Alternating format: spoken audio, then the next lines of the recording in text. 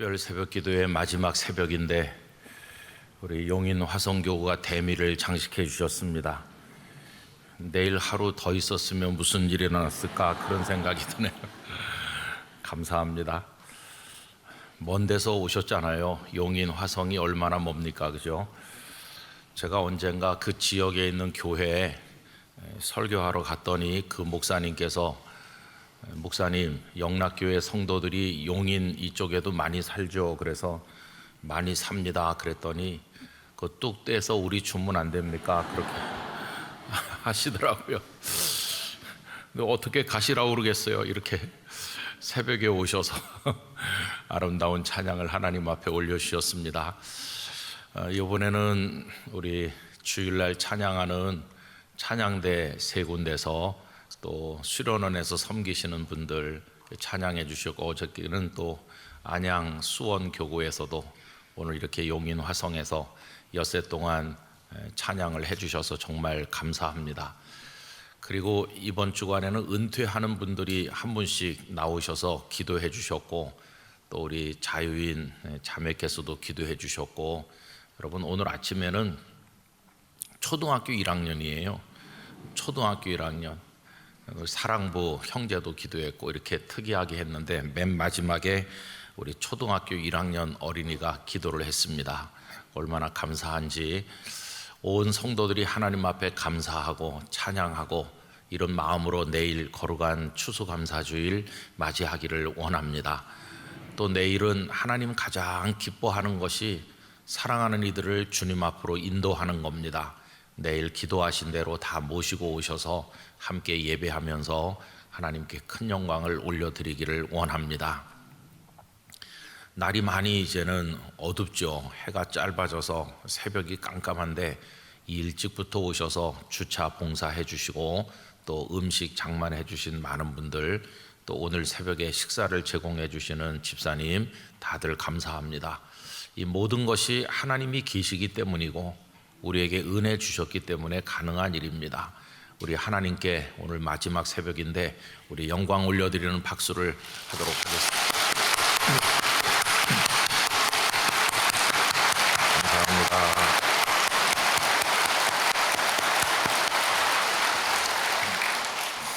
이번 주제는 오이코스 성경 읽기를 계속 하시면서 사도행전 그리고 로마서를 읽어 내려가면서 사도 바울의 삶과 그 신앙 고백을 중심으로 해서 같이 나누었는데요. 첫날 새벽은 우리 곁에 서시다, 그 다음에 이야기를 주시다, 의롭다 하시다, 다르게 대하시다, 우리를 위해 기도하시다, 그리고 오늘 마지막 새벽으로 우리에게 감사할 조건으로 말씀을 주시다, 이런 제목으로 생각하게 되었습니다. 여러분 요거를 그냥 끝났으니까 버리지 마시고 가지고 계시면서 그때 이런 말씀을 생각했었구나 하는 거를 다시 반추하시고 또다시 묵상하시면 하나님께서 사도행전과 로마서에 나타났던 그 말씀들이 오늘 우리에게 이루어지도록 역사해 주실 것이라고 믿습니다. 오늘 이 새벽에는 이제 말씀을 주시다 하는 걸 통해서 하나님의 뜻을 같이 나누려고 하는데, 여러분 방금 읽은 말씀 오늘 본문을 다시 한번 보시기 바랍니다. 그러므로 믿음은 어디에서 나죠? 들음에서 납니다. 그러니까 듣지 않으면 믿음이 생기지 않습니다. 많이 들으면 믿음에 큰 힘이 될 것이고, 듣지 않으면 믿음은 점점 쇠약해질 것입니다. 그래서 요양원에 계신 우리 부모님들을 우리가 생각해야 되는데, 그분들이 주일날 예배당에 올 수 없기 때문에 말씀을 들을 기회가 별로 없지 않습니까? 그래서 영상으로라도 말씀을 꼭 듣게 해드리는 게 왜 중요한가? 믿음은 들음에서 나기 때문이죠. 그래서 많이 들려드리고 우리도 많이 들어야 될 것입니다. 그런데 듣는데 아무거나 듣는다고 믿음이 생기는 건 아니죠. 오늘 본문 뒷부분에 보면 들음은 뭘 듣습니까? 그리스도의 말씀으로 말미암았느니라. 우리 주님의 말씀을 들어야 믿음이 생기는 거예요. 주님의 말씀을 많이 들을 때, 간절하게 들을 때 우리 속에 믿음이 생기는 거죠. 오늘 새벽에 성도님들께서 이렇게 다 나오셨고 댁에서들도 함께 하고 계실 텐데, 이렇게 하는 게 무슨 증거입니까? 우리 속에 믿음이 크든 작든, 믿음이 강하든 약하든 어쨌든 믿음이 있다는 증거입니다. 그럼 내가 어떻게 이런 믿음을 가지게 됐을까 생각을 해보면, 그동안에 우리가 요만했을 때부터 몇십 년을 살아오는 동안에 하나님 말씀을 많이 들었기 때문입니다. 그 많이 들은 하나님의 말씀이 어떤 때는 들을 때 집중을 못했던 적도 있고, 듣고 나자마자 잊어버린 적도 있고, 마치 콩나물 시루에 부었던 물이 쭉 빠지는 것처럼 그랬던 때도 많이 있었지만, 그래도 콩나물은 자라는 것처럼 들었던 그 말씀이 우리에게 영적인 영양분을 준 겁니다. 그래서 우리의 믿음이 자라는 것이죠. 여러분, 저는 늘 설교를 하는 사람으로 살다 보니까 말씀을 듣는다 하는 거가 조금 덜 익숙할 수도 있어서 집에서 말씀을 많이 들으려고 이렇게 틀어놓고 그렇게 하는데, 우선 제가 했던 설교를 들을 때도 많이 있어요. 제대로 했나 그렇게 생각해 보기도 하고, 또 부산에 있을 때 했던 설교를 가끔 들을 때도 있어요. 그러면 또 그게 저한테 은혜가 될 때도 있더라고요. 오래전에 했던 그런 설교, 그리고 여러 다른 목사님들의 설교를 또 많이 들으려고 노력을 하고 있습니다. 어쨌든 하나님의 말씀을 우리 성도님들께서 많이 들으시기를 바랍니다. 그런데 그 말씀을 이렇게 들어야 되는데, 만약에 그 말씀을 전하는 자가 저 지구 반대편에 있다고 하면은 어떻게 듣겠어요? 그렇죠? 지구 반대편에 누가 아무리 크게 외쳐도 여기서 내가 들을 수가 없는데, 하나님께서는 우리를 사랑하셔서 말씀이 먼 데 있게 하지 않으시고 아주 가까운 데 있게 해주셨다는 겁니다. 그래서 여러분, 오늘 어디를 올라가서 보시느냐 하면 10장 8절로 올라가셔서 같이 한번 읽어봅시다. 그러면 무엇을 말하느냐? 말씀이 내게 가까워 내 입에 있으며 내 마음에 있다 하였으니 곧 우리가 전파하는 믿음의 말씀이라. 말씀이 먼 데 있지 않고 가깝게 있게 하셨어요. 얼마나 가깝게 하셨느냐 하면은 우리 입에 있어요. 우리도 입만 열면 이 말씀을 많이 이야기하고, 또 우리 마음에 있다. 여러분, 우리가 성경 전체를 해박하게 다 아는 건 아니고 기억하는 건 아니지만, 그래도 성경의 상당 부분의 이야기들을 기억하고 있고, 어떤 것은 요절로 외우기도 하고 있어요. 그러니까 우리 입에도 있고 우리 마음에도 있다고 표현한 것은 말씀이 먼 데 있는 게 아니다. 마음만 먹으면 언제든지 낮이나 밤이나 말씀을 접할 수가 있다 하는 거죠. 그럼 여러분, 본래 말씀이 어디 있었습니까? 원래부터 우리 곁에 가까이 있었나요? 아닙니다. 말씀은 가장 먼 곳에 있었습니다. 어디 있었느냐 하면 저 하나님께 있었습니다. 말씀은 하나님으로부터 왔기 때문에 하나님께 말씀이 있었고, 우린 이 땅에 붙어 사는 존재라 가장 멀리 떨어져 있었는데, 하나님께서 시내산에 모세를 부르셔서 말씀을 주셨죠. 그래서 멀리 있던 하나님의 말씀이 이스라엘 백성에게 가까이 임했는데, 이것이 신약 성경에 오면은 말씀이신 예수님께서 그리스도로 메시아로 이 땅에 탄생하여 오셨습니다. 말씀이 육신이 되어 우리 가운데 거하심에 우리가 그의 영광을 보니 아버지의 독생자의 영광이요 은혜와 진리가 충만하더라.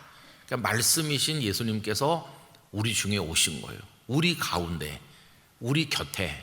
그래서 말씀이 먼 데 있지 아니하고 우리 가장 가까이 있게 해주셨어요. 말씀이신 예수님께서 이 땅에 가까이 오셨을 뿐만 아니라 이제 그분이 가르치신 많은 말씀들, 성경의 선지자들을 통해 기록하시고 외친 많은 말씀들이 있는데, 이거를 우리 가장 가까운 곳에 있게 해주셨어요. 그래서 문자를 통해서 기록하게 하시고, 이 기록된 문자로 기록된 말씀, 우리가 성경책이라고 부르는 이 책이 우리들 손에 들려 있어요. 여러분, 이 말씀이 우리들 손에 들리기까지 그 모든 과정 속에 하나님의 은혜가 있었던 것이죠. 어떻게 하셨을까요? 많은 사람들을 파송하셨어요. 그래서 너희가 가서 말씀을 가르쳐줘라.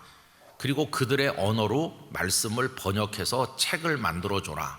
그래서 각 나라 언어로 말씀이 만들어진 거죠. 여러분, 오늘 본문 18절 말씀, 하나님께서 온 세상의 말씀을 퍼뜨리시는 내용이죠. 18절 같이 읽어봅시다. 그러나 내가 말하노니 그들이 듣지 아니하였느냐? 그렇지 아니하니 그 소리가 온 땅에 퍼졌고 그 말씀이 땅 끝까지 이르렀도다 하였느니라. 아멘. 그래서 저 하나님 보좌에 있었던 그 말씀이 그 육신이 되어 이 땅에 오셨고 많은 주의 종들을 통해 선포됐고 그것이 온 세상에 선포되도록 하나님께서는 말씀을 퍼뜨려 놓으셨다는 걸 알려주고 있습니다. 그래서 여기 우리에게까지 이 말씀이 전해진 거죠. 여러분, 기준을 언더우드와 아펜젤러 선교사에게 둔다면 내년도가 우리 한국에 복음이 전달된 지 140주년 되는 해입니다. 그리고 우리 교회는 내년 22년 만에 내년 9월 달에 우리 교단 총회를 열게 되었는데 내년은 우리 교회 창립 80주년이고 우리 한국 교회 전체로 보면 선교 140주년이 되는 해죠. 뜻깊은 해예요. 선교라고 하는 게 결국 뭐냐 하면 하나님의 말씀이 전달됐다. 그게 선교입니다. 우리 교회가 창립된 지 80년이라고 하는 건 80년 전부터 여기서 말씀이 선포되기 시작했다 하는 겁니다. 여러분, 교회가 개척되면 가장 기본적으로 하는 게 뭡니까? 예배하는 겁니다. 어떤 개척교회든지 제일 먼저 하는 건 예배하는 건데 그 예배에서 하나님의 말씀이 선포되는 거죠. 그러니까 교회 역사가 얼마쯤 됐습니다. 그러면은 그 수십 년 성상 동안 무수한 하나님의 종들과 많은 예배를 통해서 하나님의 말씀이 계속해서 선포되어 왔다, 그런 뜻이죠. 결국 교회 역사는 말씀이 선포된 역사였다고 얘기할 수 있습니다. 복된 교회는 그 교회 강단에서부터 외쳐진 말씀이 능력 있는 말씀, 성경의 진리를 잘 설명한 오염되지 않은 말씀, 인간의 이야기가 섞이지 않고 순도 높은 하나님의 말씀이 정확하고도 적절하게 선포된 그런 말씀으로 그 교회 역사 속에서 쭉 선포되어 왔으면 그 교회가 복 있는 교회가 되는 거죠. 영락교회가 진리의 기둥과 터가 되기를 원하는 것입니다. 그래서 이 강단으로부터 예수님 모시는 그날까지 우리 후손 대대로 모든 모여오는 이들에게 하나님의 말씀이 선포되는 아름다운 영락교회가 되어야만 할 것입니다. 그러면 우리 손에 이렇게 말씀이 가까이 오기까지 어떤 사람들이 어떤 수고를 했을까요? 오늘 본문 15절을 보시면 10장 15절 읽어보면 이렇습니다. 같이 읽으실까요? 보내심을 받지 아니하였으면 어찌 전파하리요? 기록된 바 아름답도다. 좋은 소식을 전하는 자들의 발이여 함과 같으니라. 아멘. 하나님께서는 사람들을 선택하셔서 가서 말씀을 전하라고 보내셨어요. 아름답도다. 좋은 소식을 전하는 자들의 발이요. 안 가려고 하는 요나를 보내서 니느웨의 말씀을 전하게 하셨고, 제자들을 보내서 온 천하의 만민에게 복음을 전파하게 하셨고, 땅끝까지 이르러 증인이 될 것이라고 말씀하기도 하셨습니다. 그리고 2000년 교회 역사를 통해서 무수한 사람들을 보내셨어요. 어떤 이들은 선교사라는 명칭을 가지고 호칭어를 가지고 갔고, 어떤 이들은 이름도 없고 빛도 없이 그저 가는 데서 말씀을 전했어요. 멀리 가서 전한 사람도 있고 자기 이웃에게 전한 사람도 있고 여러 가지 방법으로 전했어요. 또 그런가 하면 이 하나님의 말씀을 그들의 언어로 번역을 해서 그래서 책으로 엮어가지고 전달해주는 수고를 했던 선교사들도 굉장히 많습니다. 위클리프 성경 번역 선교회라고 하는 세계적인 선교 단체를 아실 것입니다. 위클리프는 옥스포드 대학의 총장을 지내신 14세기 말에 활동하셨던 영국인인데, 이분이 종교개혁적 신앙을 가졌어요. 나중에 로마 천주교회가 종교개혁자들을 핍박할 때 이 위클리프는 이미 세상을 떠나서 묻혔는데 얼마나 잔인했느냐 하면은 시신을 꺼내서 불태웠습니다. 그런 핍박을 받았던 일이 우리 과거 역사 속에 있었는데, 그 위클리프가 주장했던 몇 가지 가르침 중에 하나는 모든 사람이 자기들의 언어로 하나님의 말씀을 읽을 수 있게 해줘야 된다는 것이었습니다. 그 당시에는 중세 때 성경을 라틴어로만 사용하도록 했어요. 라틴어는 배우기가 어려운 언어고 고대 언어였기 때문에 수련받은 수도사들이나 그런 사제들 아니면 라틴어를 읽을 수 있는 사람이 드물었습니다. 그러니까 사제들이 성경을 낭독을 해도 앉아서 듣는 일반 교인들은 무슨 말을 읽는 것인지 알아들을 수가 없는 거죠. 읽을 수도 없고, 책도 워낙 귀하던 때고. 그래서 이렇게 해서는 안 되고 모두가 자기들의 언어로 성경을 읽을 수 있어야 된다. 그래서 이 위클리프는 영어로 성경을 번역해서 자기 동족들이 읽을 수 있도록 했습니다. 나중에 종교개혁자 마틴 루터도 독일어로 성경을 번역해서 오늘의 독일어가 있게 한 1등 공신으로 존경을 받고 있지 않습니까? 어쨌든 그들의 언어로 이제 성경이 있어야 되는 거죠. 여러분, 우리나라에 성경이 번역된 과정도 굉장히 길고 복잡한데, 어제 저녁에 오셨던 주현신 목사님께서 그 부산에 오셨던 헨리 데이비스 선교사 얘기를 쭉 말씀하셨죠. 그러면서 호주 선교회에서 어떻게 우리 조선에, 특별히 부산과 경남 일대에 선교하셨나, 그 얘기를 이제 말씀해 주셔서 큰 감동을 받았습니다. 어제 저녁에 오시지 못한 분들은 우리 교회 영상을 통해서 보시면 큰 감동이 될 것이에요. 근데 저는 부산에 있었기 때문에 그 내용들을 잘 알고 있었는데, 그 헨리 데이비스 선교사님이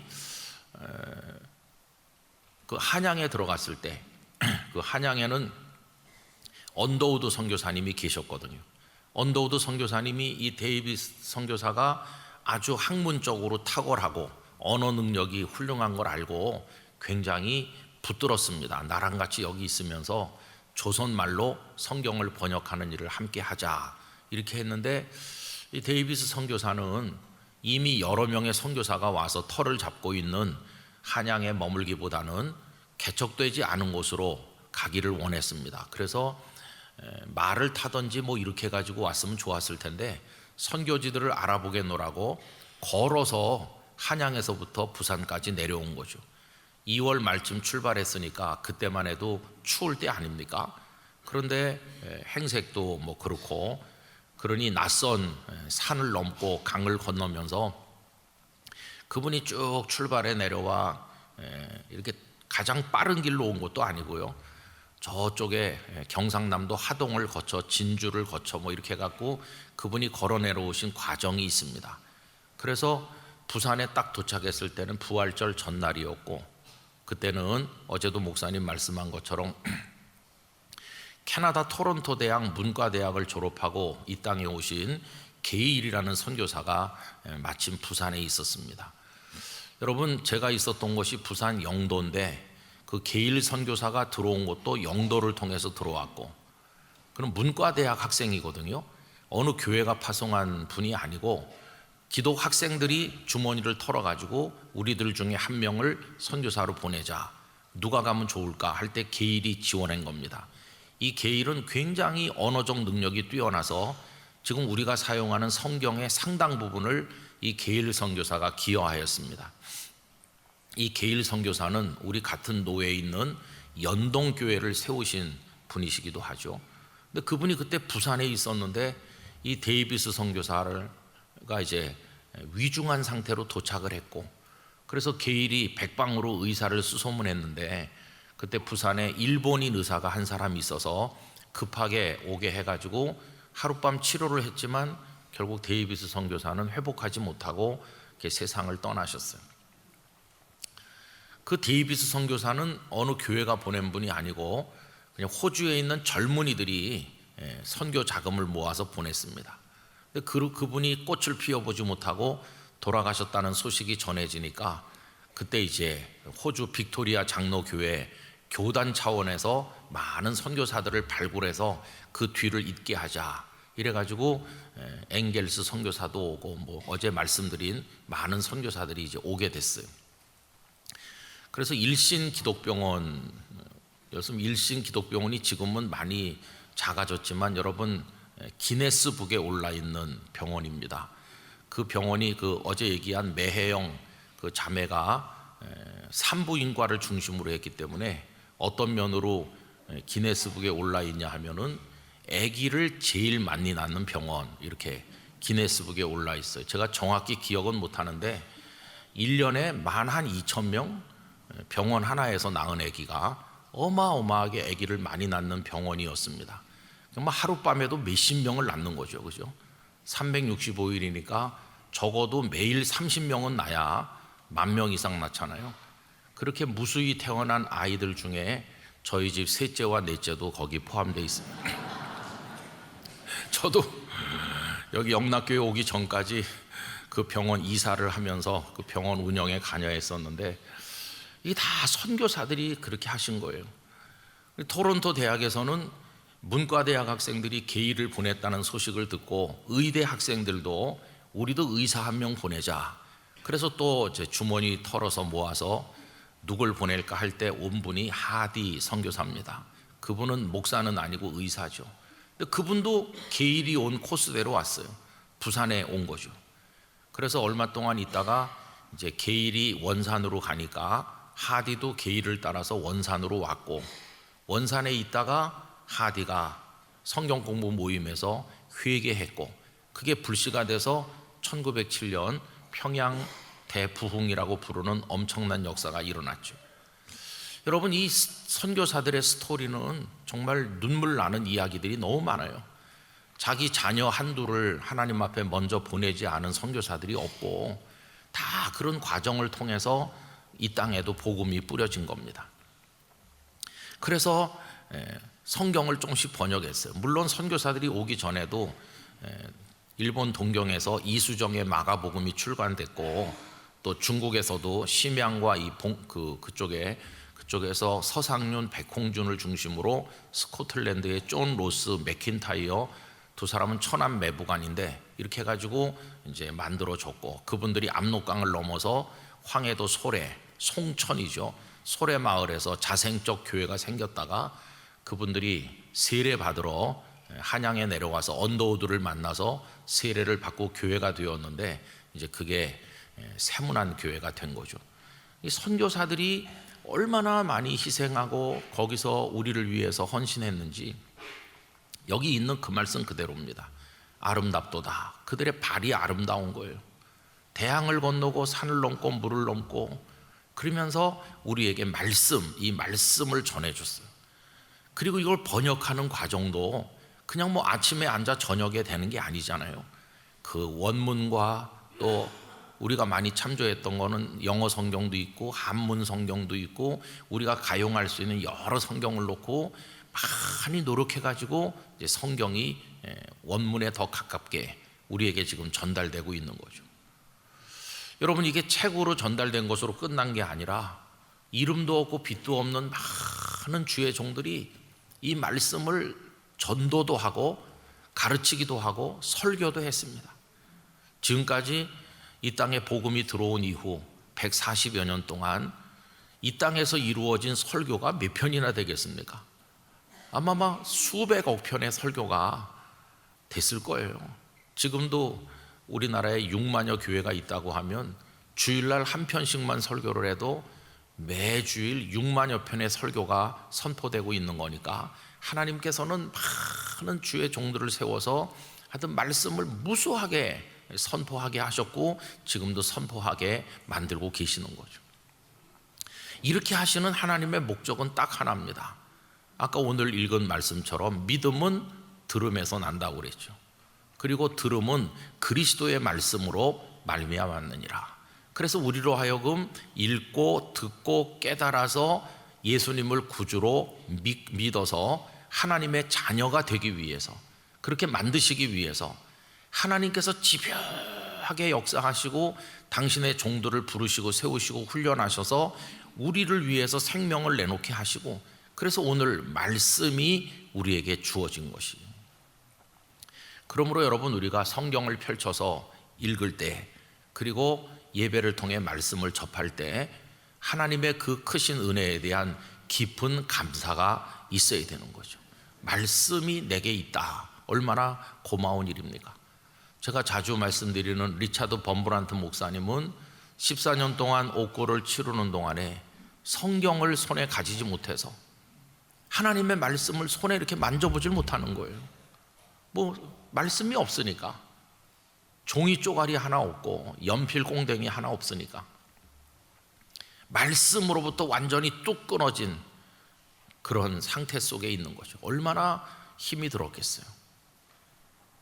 지금 북한 동포들이 하나님의 말씀을 듣지 못한 지가 얼마나 지금 오래되고 있습니까? 완전히 황폐화된 그 영혼이 메마를 대로 메말라서 이제는 희망이 없을 정도로 강팍해진 그런 영혼 상태가 됐는데, 이 말씀의 꼴도 먹지 못한 그런 결과인 것이죠. 저는 우리 한국교회는 풍요 속의 빈곤처럼 너무나 많은 말씀이 넘쳐나다 보니까 우리가 말씀의 소중함을 깨닫지 못하는 게 문제라고 생각하는데, 여러분, 하나님의 말씀을 우리에게 주신 데 대해서 깊이 감사하시기를 바랍니다. 그리고 간절한 열망을 가져야 되는데, 이 말씀을 더 깊이, 더 정확하게, 더 풍성하게 깨닫고 체험하기를 위해서 사모하는 마음으로 기도하셔야 됩니다. 왜 그러냐 하면 이 말씀이 어떤 사람의 인생을 변화시키는 놀라운 말씀인데 왜 내게는 무덤덤하게 들리나? 어떤 사람은 그 말씀을 깨닫고 기뻐하는데 왜 나는 뜻도 잘 모르겠지? 그런 게 있잖아요. 그래서 하나님의 말씀이 내게 살아서 역사하도록 간절히 기도하는 게 정말로 중요합니다. 그럼 말씀은 어떻게 우리 것이 될까요? 어떻게 깨달아질까요? 칼빈 선생께서는 성령님의 내적 조명이 있어야 된다고 얘기했습니다. 성령님께서 우리의 영혼 속에 등불을 밝히시듯이 빛을 쫙 비춰주셔야만 이 말씀이 귀에 들리고 가슴으로 깨달아지는 거지, 그렇지 않으면 절대로 말씀을 깨달을 수 없다. 성령의 내적 조명을 굉장하게 강조하였어요. 성령님의 내적 조명이 필요한 이유를 여러 가지로 설명했는데, 첫째로 이 성경의 저자가 성령님이시기 때문에 그렇다. 성령의 감동으로 기록된 말씀이기 때문에 인간의 지성만 가지고는 읽을 수는 있지만 깨달을 수는 없다. 그래서 반드시 성령님의 깨닫게 하시는 역사가 있어야 된다. 이걸 알려주셨어요. 여러분, 이렇게 쭉 읽으면 고등교육을 받은 대부분의 사람들은 읽어 내려갈 수가 있죠, 스토리로. 그러나 그 영혼을 건드려서 회개하게 하고 깨닫게 하는 거는, 그거는 성령님의 역사예요. 여러분, 이어령 교수님 얘기를 우리가 많이 합니다만은 그분은 근 90년 가까이 살다가 2년 전에 하나님 앞에 가셨는데, 이분은 글도 많이 읽어서 얼마나 박학다식한지. 저는 이어령 교수님이 쓴 글을 읽으면은 정말 탐복할 수밖에 없다. 박학다식한, 지식이 많고, 이분의 탁월한 능력은 알고 있는 지식이 단편으로 있는 게 아니라 어떤 그분 나름대로의 세계관, 인생관 속에서 알고 있는 지식들이 이렇게 서로 융합하고 서로 맞춰지고 그 속에서 새로운 게 만들어지는 어마어마한 문학적 창조력이, 또 철학적 상상력이 있는, 그래서 그 많은 재료들이 들어가서 글 한 편이 돼서 나오면 완전히 딴 데서 찾아볼 수 없는 놀라운 신제품이 나오는 식으로 그분은 그렇거든요. 그래서 그분이 알고 있는 게 많은데 놀라고, 그 지식이 그분 속에서 녹아가지고 새로운 게 돼서 나오는데 놀라고, 정말 대단한 분이에요. 아시는 것처럼 그분은 기독교 대학인 이화여자대학에서 평생을 바친 교수 아닙니까? 그리고 채플에 늘 가서 학생들하고 예배도 드리고, 또 문학가의 입장에서 성경을 수도 없이 읽었잖아요. 그런데 왜 옛날에는 언제나 그 지성의 상아탑 안에만 있었을까요? 그 깨달음이 없는 거죠. 그냥 문학적 안목으로만 읽으니까. 그런데 어느 날 그 따님과의 관계, 손자와의 관계, 삶의 실존에 부딪히면서 성령님께서 그분의 영혼 속에 역사하기 시작하니까 무수하게 읽었던 성경 말씀이 전혀 다르게 들리기 시작한 것이, 그게 성령님의 빛을 비추시는 내적 조명이 있어서 그분이 영이 열린 거죠. 그래서 지성의 세계로부터 영성의 세계로 옮겼다, 그렇게 얘기하고, 사람들이 그 딸이 죽은 이후에는 믿음을 버리겠지 그렇게 생각했지만 그분은 딸의 죽음과는 무관하게 나는 이제 하나님을 믿는다 이렇게 얘기하면서 끝까지 믿음 안에 살려고 노력하는 모습을 우리에게 보여줬잖아요. 그러니까 성령께서 등불을 밝혀주시는 게 얼마나 중요한지 몰라요. 여러분, 이건 저자가 성령님이세요. 저자가. 칼빈은 지은 분이 성령님이기 때문에 지은 분의 도움을 받지 않으면 알 수 없다. 이렇게. 두 번째는 또 그 비슷한 얘기긴 하지만 성경을 읽을 때 성령님의 의도를 알아야만 깨달을 수 있기 때문에 성령님의 내적 조명이 중요하다. 여러분, 이렇게 어떤 시인이나 수필가가 글을 썼다고 합시다. 내가 그 글자도 알고 뜻도 알고 대강 알아요. 근데 이제 그걸 근본까지 깨달으려면 이걸 왜 썼는지에 대한 의도를 알아야 되죠. 그 작가가 왜 이런 걸 썼는지 그 저자의 의도를 알아야 그게 더 깊이 깨달아지는 거 아닙니까? 아, 그런 상황에서 이걸 쓰기 위해서 이렇게 표현을 했구나.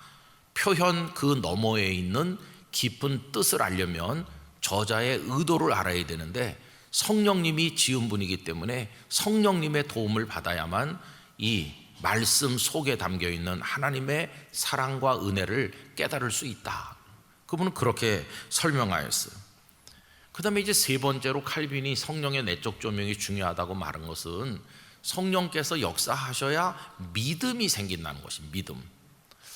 여러분, 이 얘기는 루터도 같이 말했는데요, 이건 굉장히 중요하다고 생각합니다. 예배당에 많은 사람들이 와서 앉아있다 가는데 어떤 사람은 믿음이 생기고 어떤 사람은 믿음이 안 생기더라. 그 왜 그러냐 하면 두 가지를 말했어요. 첫째는 하나님의 말씀이 선포돼야 되고, 반드시 믿음이 생기려면 오늘 본문이 그렇잖아요. 믿음은 들음에서 나는 거니까 말씀이 없으면 믿음이 생기지 않으니까 첫째, 말씀이 선포돼야 된다. 두 번째, 말씀을 들을 때 성령님이 역사하셔야 된다. 그래야 믿음이 생긴다. 저는 설교하는 목사도 똑같다고 생각합니다. 설교 원고가 있잖아요. 성경을 보고 준비한. 그게 있어야 되고, 그 다음에 더 중요한 거는 설교할 때 성령께서 역사하셔야 되는 거죠. 그게 중요한 거죠, 설교하는 사람에게는. 그러니까 다른 사람이 했던 설교 원고를 가지고 와서 읽어갖고는 안 되는 이유가 그겁니다. 아무리 100번을 읽어도 안 되는 이유는 그 원고를 준비한 그 목사님이 엎드려서 기도한, 그리고 성도들을 사랑하면서 그 원고를 만든 그분의 그 간절함이 거기에 배어 있는 건데, 다른 사람의 원고를 가져다가 하는 거는 그게 없잖아요. 그런 걸 표절이라고 하는 거잖아요. 남이 했던 논문 베끼는 게 표절인 것처럼 설교 표절도 있다고 하는데 결국은 이게 영적인 것이거든요. 설교하는 사람에게도 그게 필요하고, 듣는 성도들도 내가 말씀을 들을 때 성령이시여 내게 역사하여 주시옵소서. 그래서 우리가 주일날 오면은 허겁지겁 들어와 가지고 땀 닦기 바쁘게 갑자기 여기서 전능왕 오셔서 치면 정신없이 예배 시작하고 그러면 안 될 것 같아요. 좀 와서 이렇게 기도하고 오늘 읽을 말씀, 오늘 본문이 뭔지를 찾아서 한 두세 번 읽어보고, 아, 오늘 이 말씀 내가 평소에 알던 말씀인데 하나님 이 말씀을 오늘 깨닫게 해주세요.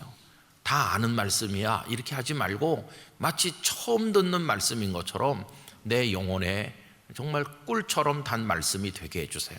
그런 기도와 더불어 마음 준비가 되고 성령의 임재가 있을 때 우리가 은혜를 받는 거예요. 4부 예배 때는 예배 순서가 조금 달라서 우리 헵시바에서 찬양 인도하고 마지막에는 다 일어나서 주님의 성령 지금 이곳에 임하소서 찬양하는데 그때 참 어떤 거룩함을 느껴요. 그 이전에도 성령님은 우리 가운데 계시지만 다 같이 일어나서 주님의 성령 지금 이곳에, 정말 거룩한 감동이 느껴지잖아요. 여러분, 그런 마음으로 우리가 예배에 임하는 것입니다. 그래서 그 하나님의 말씀을 통해서 성령께서 내 속에 믿음이 일어나도록 도와주시기를. 그 다음에 마지막 네 번째는 그분이 이렇게 말했어요. 성령의 내적 조명이 중요하기 때문에 우리 성도들은 말씀을 듣고 읽을 때마다 반드시 기도를 먼저 해야 된다.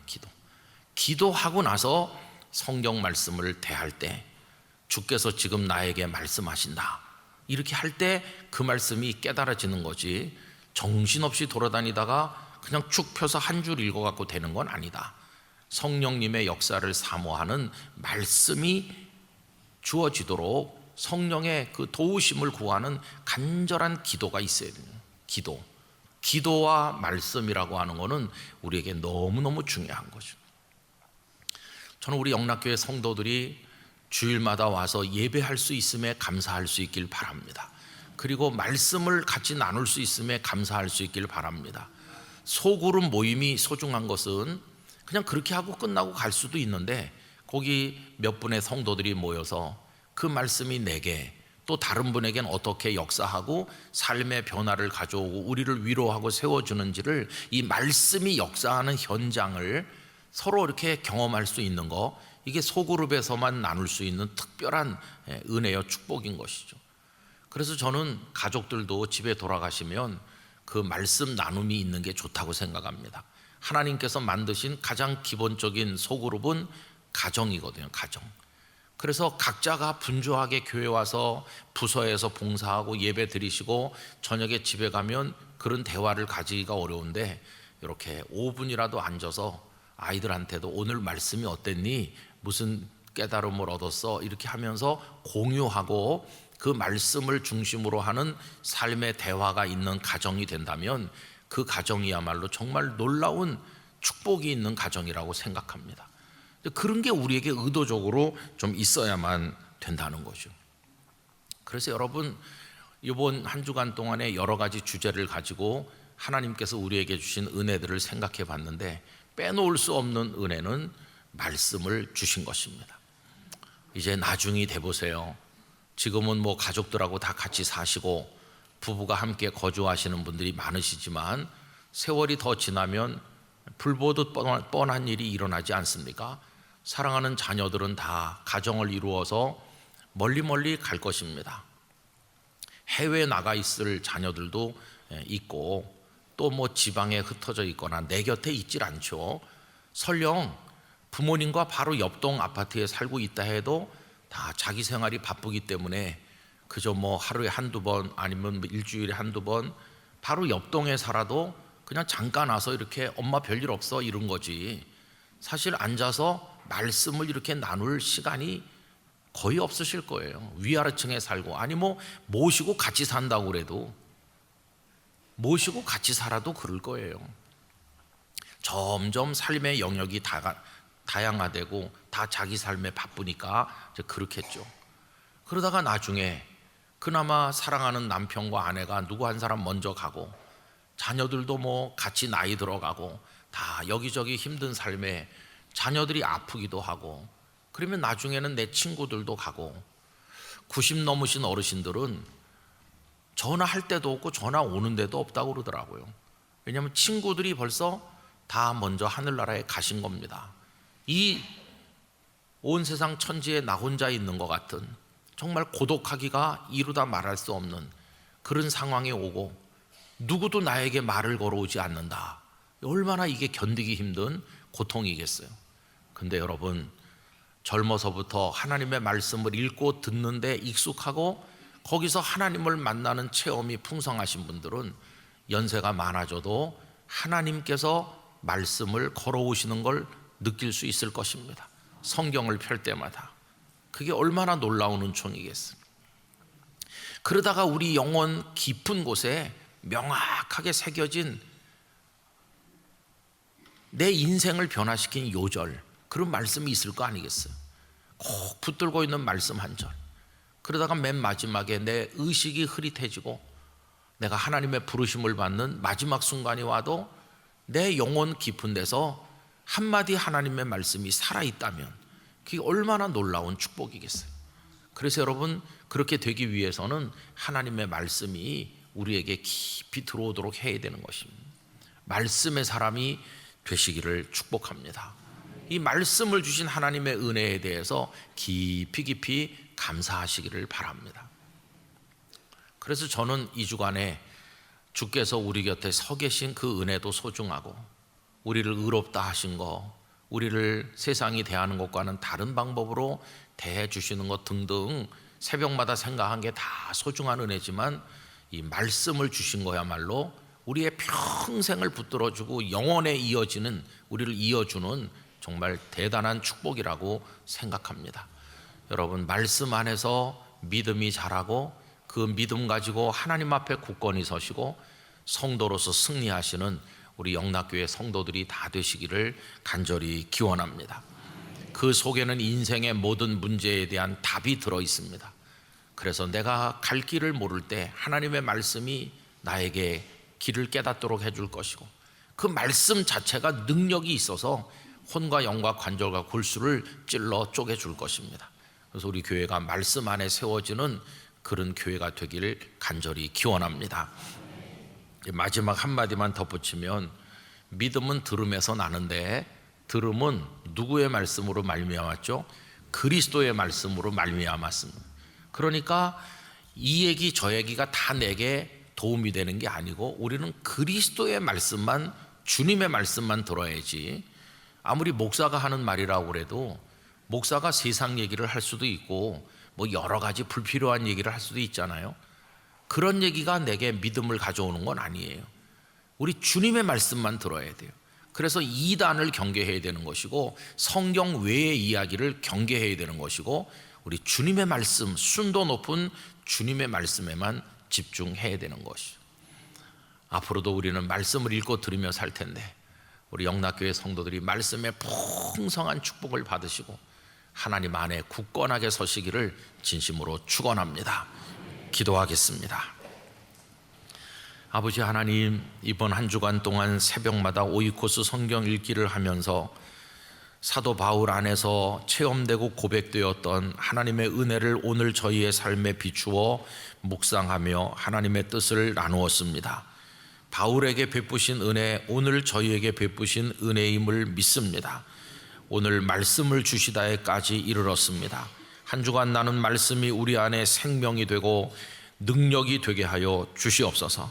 앞으로도 영락교회가 말씀 안에 세워지게 하시고 성도들이 말씀의 복을 맛보며 누리게 하여 주옵소서. 한 주간 새벽마다 나와 찬양을 올려드린 귀한 분들을 축복하시며 차량 봉사, 또 식당 봉사, 여러 가지로 애쓰신 많은 분들을 축복해 주시기를 원합니다.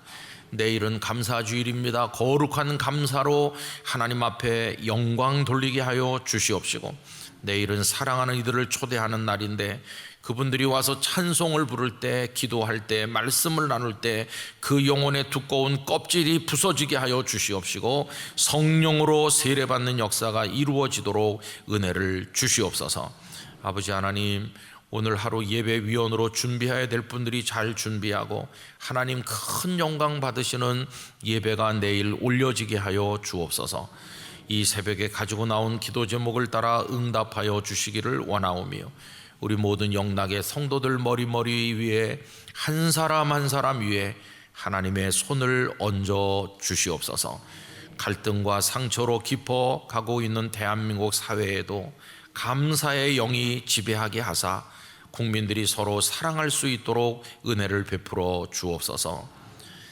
이제는 말씀으로 이 땅에 오신 주 예수 그리스도의 은혜와 말씀을 온 세상에 선포하시고 가까이 주심으로 말씀 안에서 믿음을 가지고 하나님 경외하게 하신 그 아버지 하나님의 놀라운 사랑과 우리 속에 등불을 밝혀주시고 내적인 빛을 비추심으로 말씀을 깨닫고 말씀의 사람으로 승리하도록 도우시는 성령님의 역사가 이 새벽에 함께 하신 모든 영락의 성도들 중에 영원히 충만하시기를 축원하옵나이다.